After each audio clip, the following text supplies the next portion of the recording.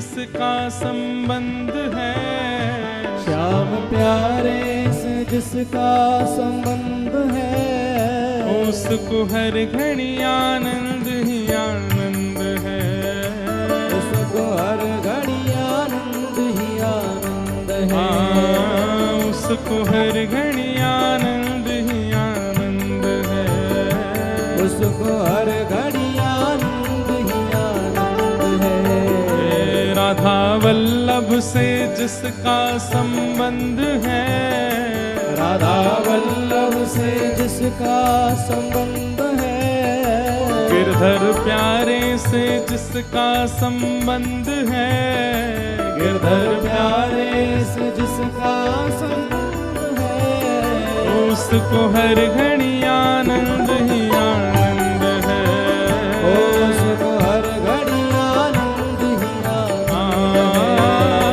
उसको हर घड़ी आनंद ही आनंद है, उसको हर घड़ी आनंद ही आनंद है। झूठी ममता से करके किनारा, झूठी ममता से करके किनारा, झूठी ममता से करके किनारा, झूठी ममता से करके किनारा, बोल के सच्चे प्रभु का सहारा, लेके सच्चे प्रभु का सहारा, लेके सच्चे प्रभु का सहारा, लेके सच्चे प्रभु का सहारा, और जो उसी की रजा में रजामंद है, जो उसी की रजा में रजामंद है, जो उसी की रजा में रजामंद है, जो उसी की रजा में रजामंद है, उसको हर घड़ी आनंद ही आनंद है, उसको हर घड़ी आनंद ही आनंद, उसको हर घड़ी आनंद ही आनंद है, उसको हर घड़ी आनंद ही आनंद है। ओ राधा वल्लभ से जिसका संबंध है, राधा वल्लभ से जिसका संबंध है, ओ प्यारे गिरधर से जिसका संबंध है, ओ प्यारे गिरधर से जिसका संबंध है, ओ उसको हर घड़ी आनंद ही आनंद है, उसको हर घड़ी आनंद ही आनंद है, उसको हर घड़ी आनंद ही आनंद है, उसको हर घड़ी आनंद ही। श्री राधा रमण लाल की।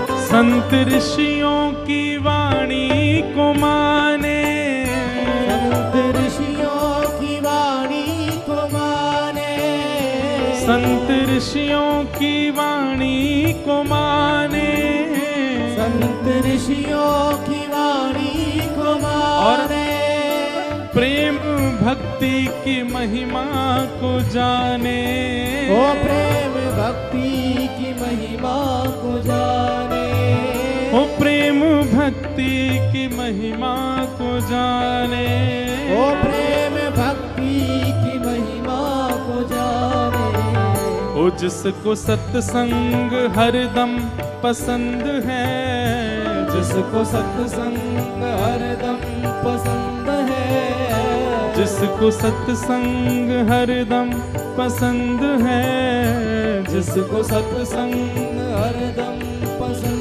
गाओ, है, ओ उसको हर घड़ी आनंद ही आनंद है, उसको हर घड़ी आनंद ही आनंद है, ओ उसको हर घड़ी आनंद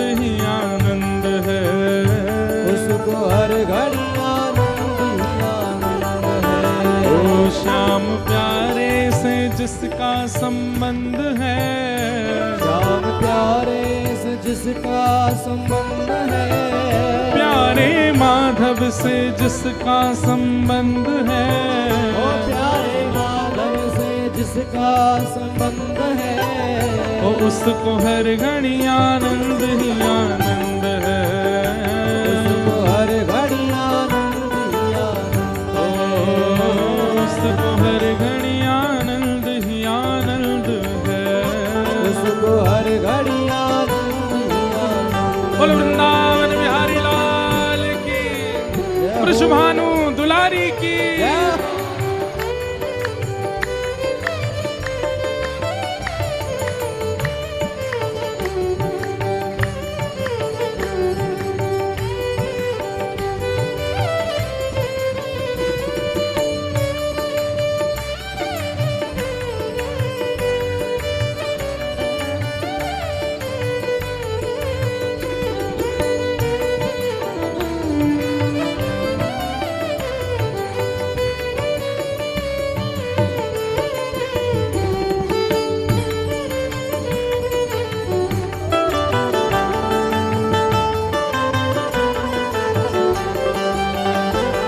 निंदा चुगली न जिसको सुहावे, निंदा चुगली न जिसको सुहावे, निंदा चुगली न जिसको सुहावे, निंदा चुगली न जिसको सुहावे, ओ बुरी संगत की रंगत ना भावे, ओ बुरी संगत की रंगत ना भावे, हाँ बुरी संगत की रंगत ना भावे, ओ बुरी संगत की रंगत ना और भावे, जिसके हृदय में, हाँ जिसके हृदय में, जिसके हृदय में बाल मुकुंद है, जिसके हृदय में बाल मुकुंद है, वो जिसके हृदय में बाल मुकुंद है, ओ जिसके हृदय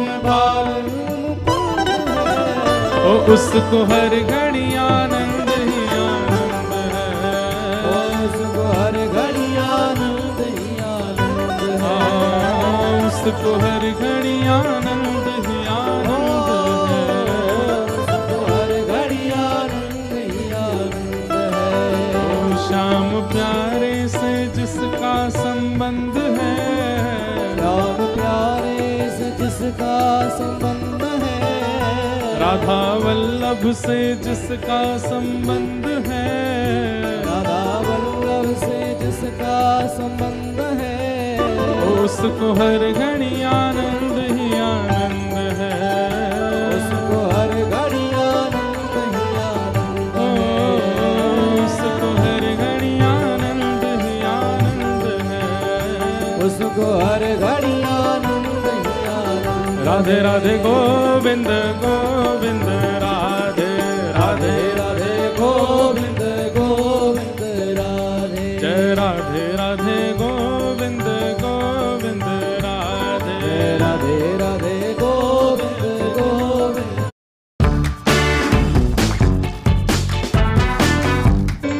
राधे गोपाल राधे, जय गोविंद राधे गोपाल राधे, जय गोविंद राधे गोपाल राधे, जय गोविंद राधे गोपाल राधे, जय गोविंद राधे गोपाल राधे, जय गोविंद राधे गोपाल राधे, जय गोविंद राधे गोपाल राधे, जय गोविंद राधे गोपाल ओ राधे, भजो राधे राधे गोविंद गोविंद राधे, राधे राधे गोविंद गोविंद राधे, भजो राधे राधे गोविंद गोविंद राधे, राधे राधे गोविंद गोविंद गाओ राधे राधे गोविंद गोविंद राधे,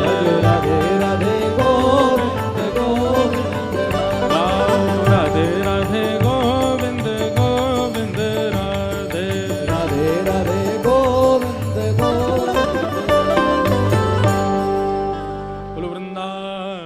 बिहारी लाल की।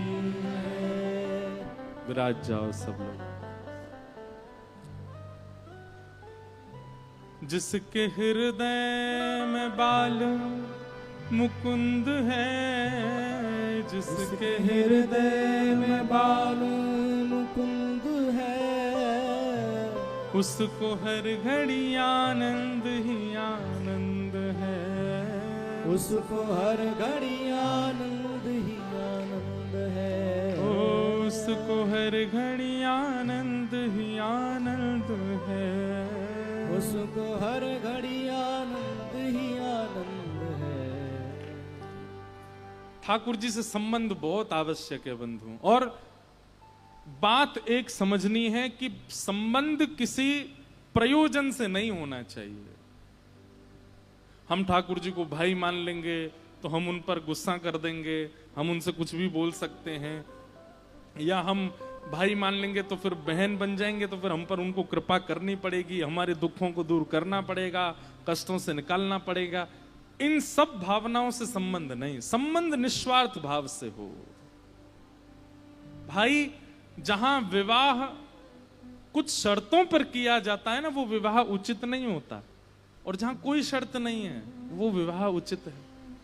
सबसे ऊंची प्रेम से, सबसे ऊंची प्रेम, प्रेम के वश अर्जुन रथ हाँ क्यों, प्रेम के वश।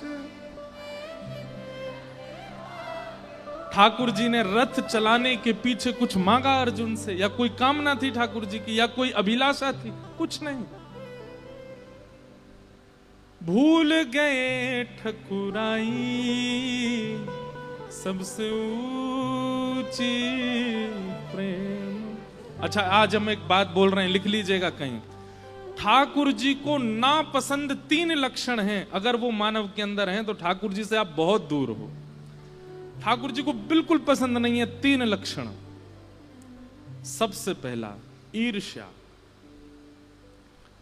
आप क्रोधी हो, ठाकुर जी को भा जाओगे। कितने क्रोधियों को मिले हैं भगवान। आप लोभी हो तो भी ठाकुर जी को भा जाओगे।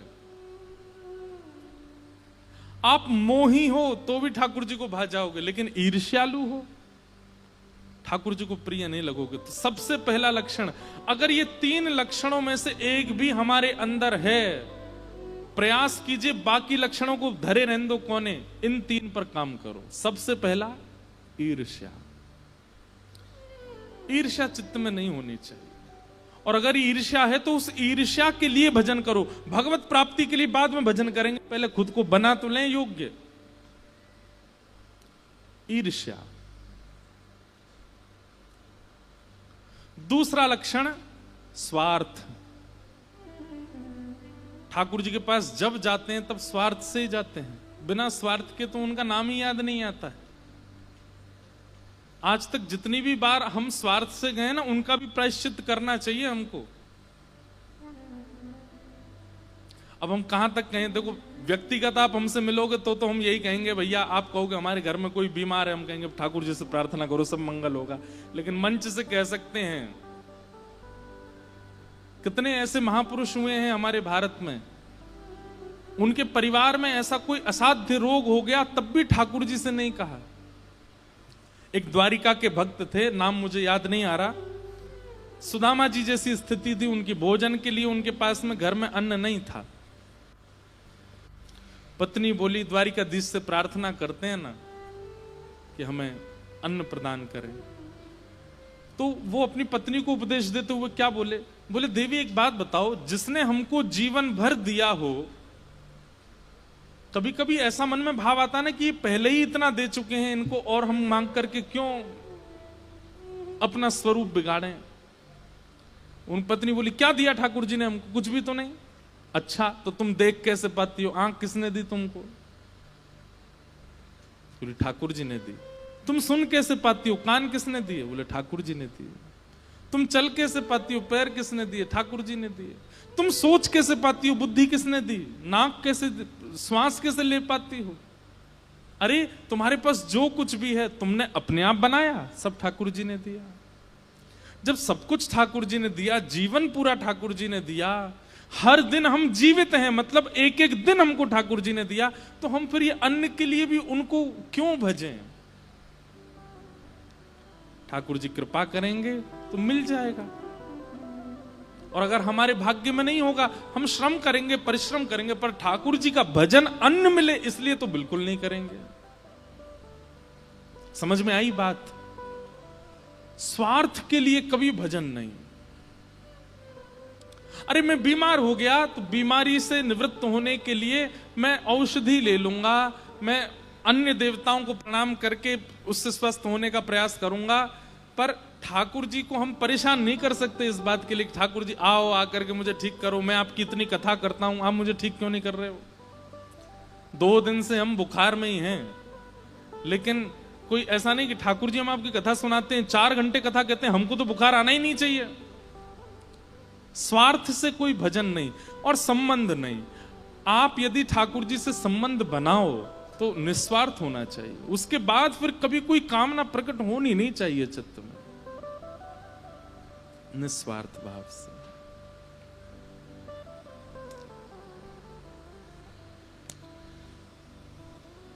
वैद्यम वास्तवमत्र वस्तु शिवदम, ठाकुर जी से संबंध बनाओ। तापत्रयोन्मूलनम, श्रीमद् भागवत जी क्या करती हैं? तीनों प्रकार के तापों का उन्मूलन कर देती है। मतलब ताप तो आते हैं पर उन तापों का प्रभाव इतना नहीं होता जीवन पर। संसार में तो ऐसे ऐसे लोग हैं कि अगर सब्जी में नमक कम पड़ जाए तो वो भोजन नहीं करते, इतना ज्यादा ताप संताप सताने वाले लोग भी हैं संसार में। श्रीमद्भागवते महामुनि कृते किंबा परैरीश्वरः सद्यो हृदयवरुध्यते त्रिकृतभि शुश्रूषुभिस्तक्षण। हम 3 लक्षण बता रहे थे, 2 ही बताए, तीसरा रह गया। याद दिलाया करो, कभी ऐसी कोई बात हुआ करे तो हमें अपने आप ही याद आई। तो पहला लक्षण क्या बताया था? ईर्ष्या। दूसरा लक्षण क्या बताया था? स्वार्थ से संबंध। और तीसरा लक्षण है भगवत जनों का अपराध। ये 3 लक्षण ऐसे हैं जिससे कभी ठाकुर जी प्रसन्न नहीं हो सकते। इन 3 लक्षणों से युक्त व्यक्ति वो चाहे जो कर ले दुनिया के काम, ठाकुर जी उससे खुश नहीं हो सकते। ईर्ष्यालु व्यक्ति, स्वार्थी व्यक्ति और भगवत जनों के प्रति दोष बुद्धि रखने वाला व्यक्ति। रैदास जी का नाम सुना आपने? उनका एक बहुत सुंदर पद है, जो तुम तोड़ो राम मैं नाही तोड़ूं रे, तो सो प्रीत तोड़ राम कौन संग जोड़ूं रे, जो तुम तोड़ो राम मैं नाही तोड़ूं रे, जो तो सो प्रीत तोड़ राम कौन संग जोड़ूं रे, जो तुम तोड़ो राम में। रैदास जी चर्मकार थे, चमड़े की चप्पल आदि उनको सिलना बुनना बनाना ये काम करते थे,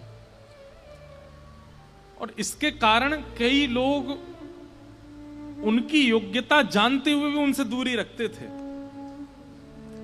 पर एक बात हम आपको स्पष्ट कर दें, जात पात पूछे नहीं कोऊ, हरि को भजे सो हरि को। ठाकुर जी को जाति से कोई फर्क नहीं पड़ता। अगर आप प्रेम लक्षणा भक्ति के उपासक बन चुके हैं तो ठाकुर जी के लिए जाति मैटर नहीं करती है।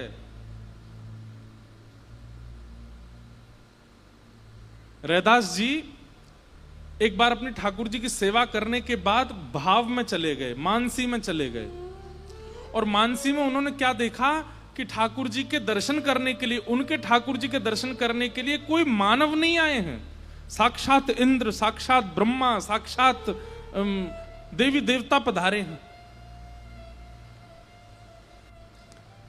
तो रैदास जी अपने ठाकुर जी का अभिषेक करके वो जल एक कठौते में लिया और भाव में सबको दे रहे थे। तो रैदास जी का प्रवचन और उनके कीर्तन सुनने के लिए बड़े बड़े राजा भी आया करते थे। काशी नरेश, काशी के राजा, वो भी रैदास जी के यहां सत्संग में आते थे। तो रैदास जी के सत्संग में आकर के काशी नरेश जैसे ही बैठे तो आप भावावेश में थे और भावावेश में देवी देवता आए हैं ऐसा मान करके सबको चरणामृत ठाकुर जी का दे रहे थे। कई लोग तो पीछे हट जाते थे, रैदास जी का सत्संग सुनना है, कथा सुननी है, पर इनके हाथ से हमें कुछ लेना नहीं है। क्यों? आज मैं नाश्ते में तुम्हारे लिए बनाऊं। परोस रहे हैं पर इसमें भी कुछ ना कुछ दोष तो होगा। लेकिन अब आ गया हूं तो सभा में पीछे हटना अच्छा नहीं लगा, मैं ही हट जाऊंगा तो सब हट जाएंगे। तो काशी नरेश ने हाथ आगे किया, रैदास जी ने चरणामृत दिया और वो चरणामृत लेकर के काशी नरेश ने मुख के पास ले जाकर के पिया नहीं, पहले ही उड़ेल दिया ऐसे, और वो सारा उनके वस्त्रों पर गिर गया और सबको ऐसा दिखा कि इन्होंने पी लिया। लेकिन वो जो जल उनके वस्त्रों पर गिरा, उसकी छाप ऐसी बनी जैसे मानो केसर के जल की होती है ना, पीली पीली हल्दी के जल की छाप। सफेद वर्ण का वस्त्र पहना था, सब पीला पीला पीला हो गया नीचे तक। सत्संग सुनने के बाद काशी नरेश गए और अपने मंत्री आदियों का धोबी के यहां भिजवाओ, इसको धुलवा दो।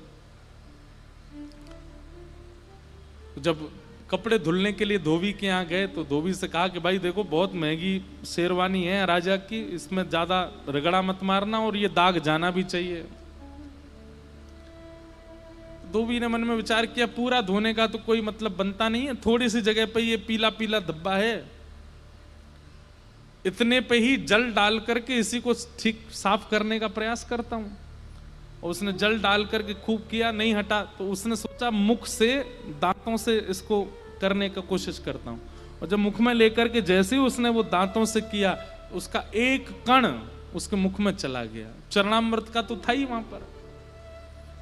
और मुख से लगाने के बाद जब दांतों से उसको करने लगा, एक कण जब उसके मुख में चला गया, उसके बाद जब उसके नेत्र खुले तो उस कण का ऐसा प्रभाव हुआ, वो जिसको देख रहा है उसमें उसको ठाकुर जी दिखाई दे रहे हैं। सामने धोबी का गधा खड़ा था, उन्हीं को दंडवत कर, ओ हो जय हो मेरे राम जी, धनुष लेकर के खड़े हो, आप कितने सुंदर लग रहे हो, आपकी बलैया ले लूं।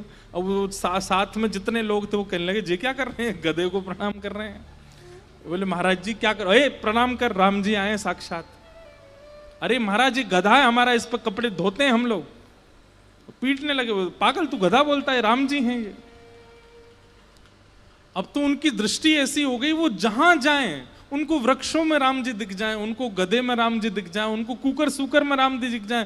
और हद तो तब हो गई जब अपने घर पहुंचे, पत्नी ने द्वार खोला तो पत्नी में साक्षात सीता जी दिखने लगी चरणों में। अरे जगदम्बा पराम्बा मेरी जानकी जी, मुझे सुबह से राम जी दिख रहे थे, मैं सोच रहा था आप अकेले क्यों हो।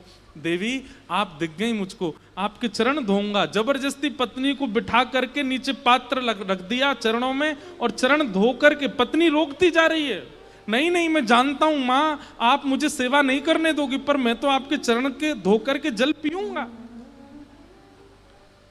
पत्नी सोचने लगी हो क्या गया है इनको। जबरदस्ती पत्नी के चरणामृत निकाल के पी गए और पूरे घर में छिड़काव कर दिया।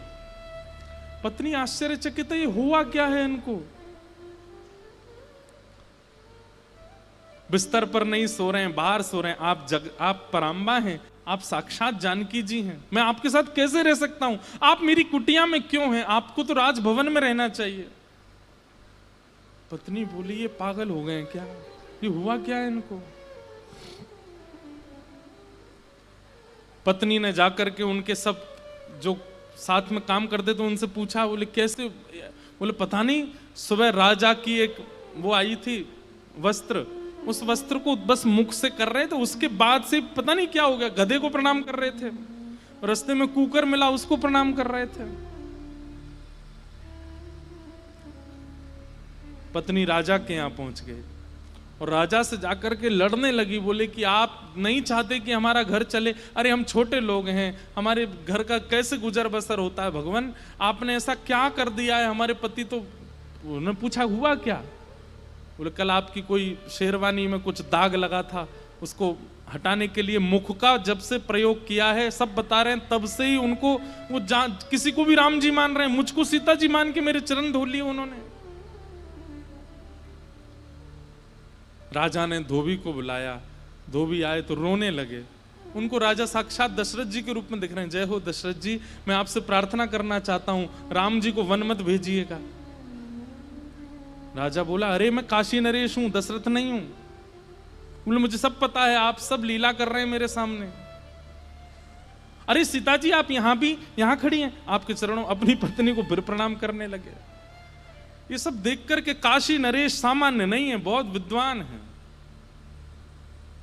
बोले कि इसको सब जगह ठाकुर जी और ठाकुर जी के संबंधी दिखाई दे रहे हैं, इसको जड़ चेतन में भगवत तत्व का अनुभव हो रहा है, इसको कुकर सूकर गधे में भगवान का दर्शन हो रहा है। ये तो तब होता है जब कोई समदृष्टा हो जाए, कोई परम दृष्टा हो जाए, किसी पर भगवत कृपा हो जाए तो जित देखूं उतित श्याममयी है।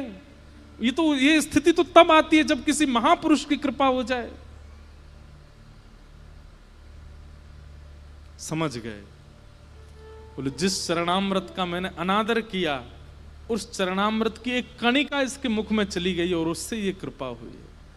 दौड़े दौड़े गए तुरंत रैदास जी के पास और चरणों में जाकर के प्रणाम किया। बोले भगवान मुझसे एक अपराध बन गया है आपके प्रति, उसके लिए क्षमा कर दो। अपराध बताया नहीं, बस इतना कहा कि मुझसे एक अपराध बन गया आपके चरणों में, उसके लिए क्षमा कर दीजिए। कान पकड़ता हूं और हाथ आगे करके बोले चरणामृत दे दीजिए। रैदास जी मंद मुस्का करके बोले, आप तो महाराजा हैं, आप तो चांदी के पात्र में, सोने के पात्र में, रत्नों के पात्रों में रखे हुए जल का पान करते हैं। मेरे कठौते के पात्र में क्या पता चमड़ा गिर गया हो और उसको पान करने से कहीं आप अपने पद से भ्रष्ट हो गए। नहीं नहीं, मैं अपने यहाँ का जल नहीं पिलाऊंगा। काशी नरेश के नेत्र सजल हो गए। बोले नाथ आप सब जानते, आपको सब पता। चरणों में गिर गए, बोले मुझसे अपराध हो गया। रैदास जी ने सिर पर हाथ रख करके कहा, मुख से किसी के हरि अगर निकला है ना, तो वो स्वपाकी भी क्यों ना हो, उसके प्रति भी दोष दृष्टि मत रखना। वो भले ही दोष युक्त है, उसका निर्णय ठाकुर जी करेंगे, पर तुम दोष मत देखना। किसी के मुख से एक बार श्री राधा शब्द आपने सुन लिया है, भले ही वो मद्यपान करता हो, आप उसको उसके भरोसे छोड़ दो। किशोरी जी देख लेंगे उसको क्या दंड देना है, पर आप उसके प्रति चित्त में दोष बुद्धि मत लाओ। इन 3 चीजों से सावधान रहिए बस। क्रोध से सावधान, ठाकुर जी कर देंगे। मोह से सावधान, ठाकुर जी कर देंगे। आदि आदि दोषों से सावधान, कथाएं आदि सुनकर के आप व्यवस्थित हो जाओगे। पर ईर्ष्या, स्वार्थ और भगवत भक्तों के प्रति दोष, ये 3 लक्षण ऐसे हैं, ये 3 में से एक लक्षण भी आपके अंदर है, ठाकुर जी की प्राप्ति कभी नहीं हो सकती आपको। किसी ईर्ष्यालु भक्त को ठाकुर जी मिले हो, ईर्ष्यालु होगा तो भक्त नहीं होगा, पहली बात।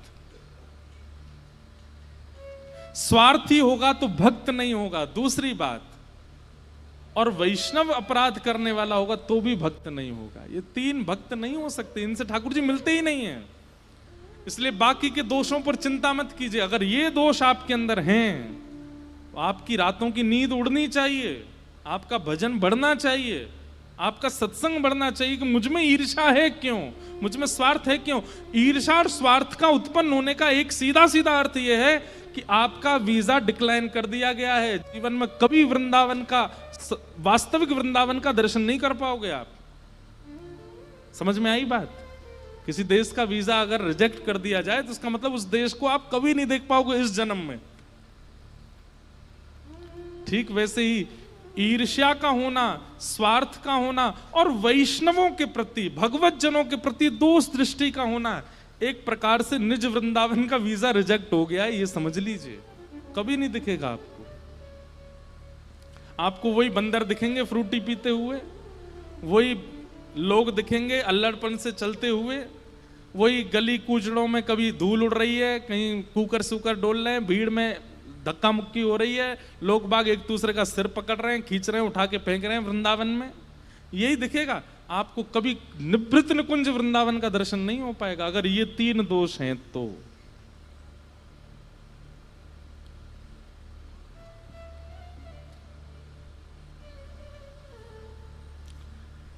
इसलिए भाई भगवत प्राप्ति के लिए भजन बाद में कीजिएगा, पहले स्वयं को सुधारने के लिए कर लीजिए। कथाएं भगवत दर्शन के लिए बाद में सुन लीजिएगा, पहले अपने चित्त को तो सुधारिए। हम हैं कैसे, हमारी विचार